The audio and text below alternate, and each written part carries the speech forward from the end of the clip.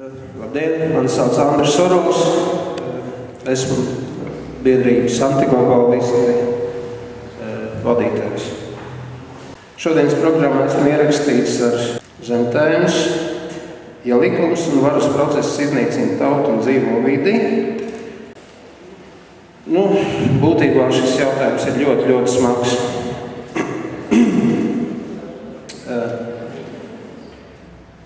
Šis jautājums bija aktuāls jau tūkstošiem gadu atpakaļ. Ja atceramies kaut vai seno Ķīnu, Konfūciju un Lao Tzu laikus, tad viens no ļoti svarīgiem jautājumiem, atcīmredzot, toreiz bija pieņemts tik daudz likumu valstī, kas reglamentēja iedzīvotāju gandrīz vai katru soli. Un tad bija ļoti aktuāls jautājums par to, kas tad ir galvenais. Likums vai cilvēks? Tas ir vai likums, kas reglamentē katru cilvēku soli valstī, vai taisnīgs valdnieks, kas darbojas atbilstoši apstākļiem.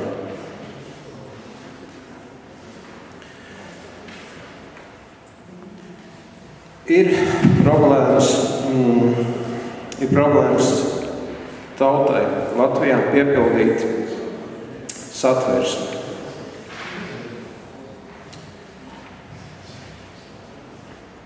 Satversmē otrais punkts skan tā, ka Latvijas valsts suverēnā vara pieder Latvijas tautai. Un nedaudz aprunāts arī, kādā veidā viņi var piedalīties šajā valsts pārvaldē. Bet problēma tādā, ka tautas izvēlētie deputāti ļoti bieži pagriež tautai muguru un neinteresējas par tautas vēlmi.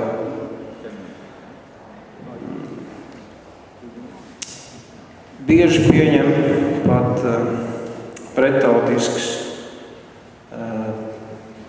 likums un lēmums, kas noved pat pie genocīda pret tautu, kā mēs to varam redzēt pašlaik Latvijā.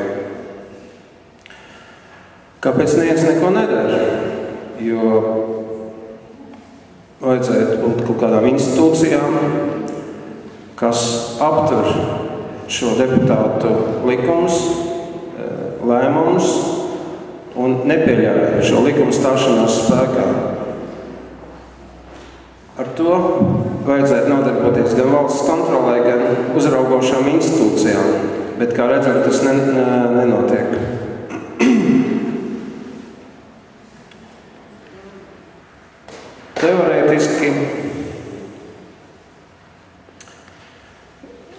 Teorētiski iedzīvotāji varētu piedalīties valsts pārvaldē, bet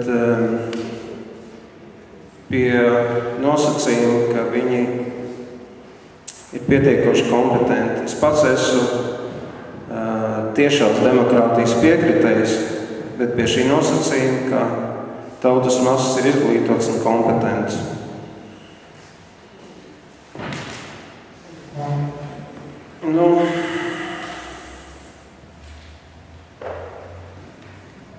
Tas ļoti saistīts ar sabiedrības aktivitāti.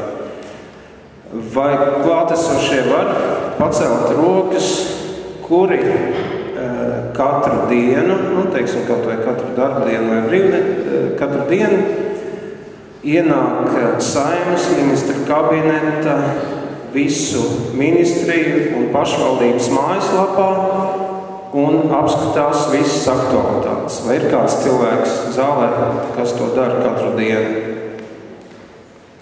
Nav. Kas to dara katru nedēļu? Arī nav. Kaut vai reizi mēnesī,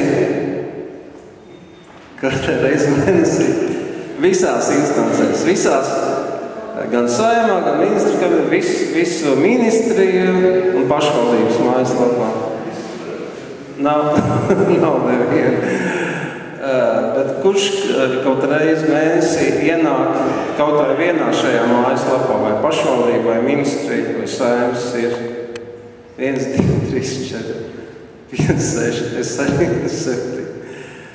Šeit mēs redzam praksē, kā mēs, kas šeit atnākuši, kas it kā domā par kaut kādām, par iespēju sabiedrībai līdzdarboties valsts pārvaldē, mēs, kas šeit uzskatām sevi par tādiem aktīvākiem sabiedrības locekļiem, mēs paši reāli to nedaram. Kāpēc nedaram? Pirmkārt, mums nav laika. Otrkārt, varbūt slinkums. Te ir tā problēma.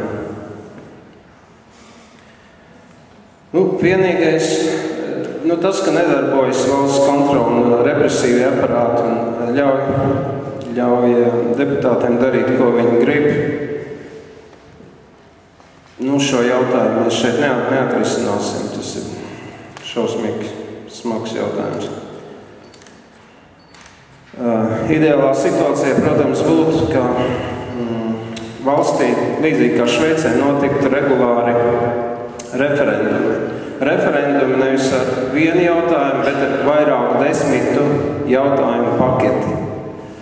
Notiktu plašas diskusijas un cilvēki paši, katrs valsts iedzīvotāji ar balsu vairākumu noteiktu savu vēlmi pašos svarīgākajos politiskajos, ekonomiskos jautājumos.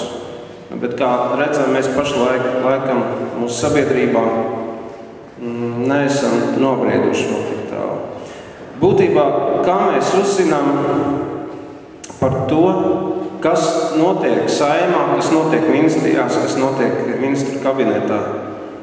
Ja mēs, kā mēs redzējām, mēs paši neieejam viņu mājaslapās un tam nesekojam līdzi.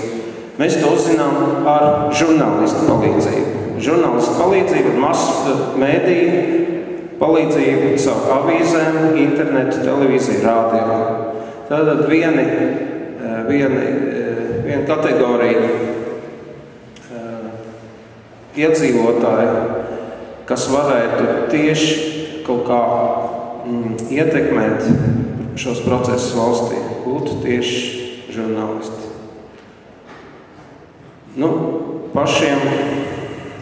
Pašiem veidot kaut kādas struktūras, es jau pieminēju, ka nav mums tā laika.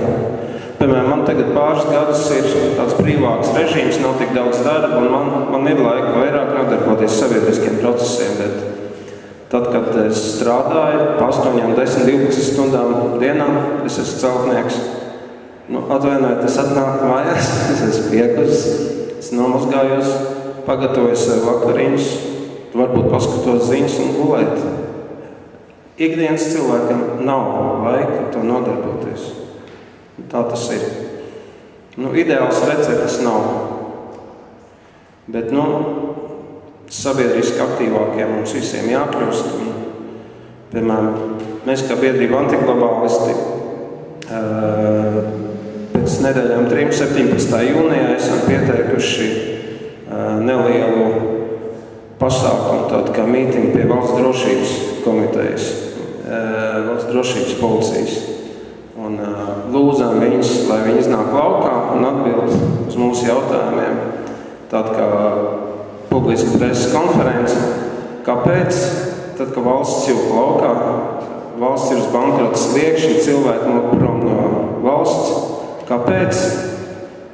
Tādas iestādes kā valsts drošības policija neko nedara, lai to pārtraukt. Pagaidām tas ir gandrīz viss, ko mēs varam darīt. Mēs vācam kaut kādu informāciju, publicējam, mēs ejam uz ielas, protestējam, pievēršam sabiedrības uzmanību, bet, lai reāli ietekmētu kaut kādus procesus valstī, laikam tomēr ir jābūt kādai cilvēku grupai, kas nāk pie varas un to visu izmaina. Paldies!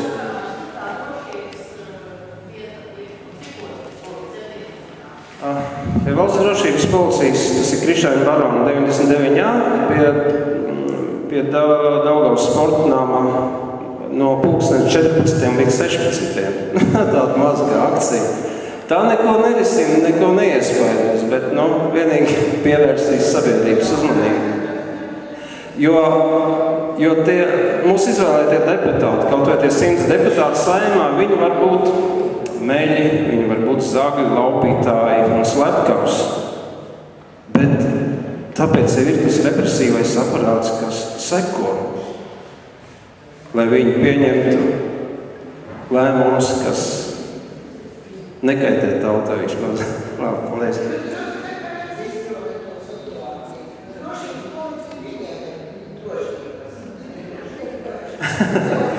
Nē, tur ir ļoti daudz jautājumu.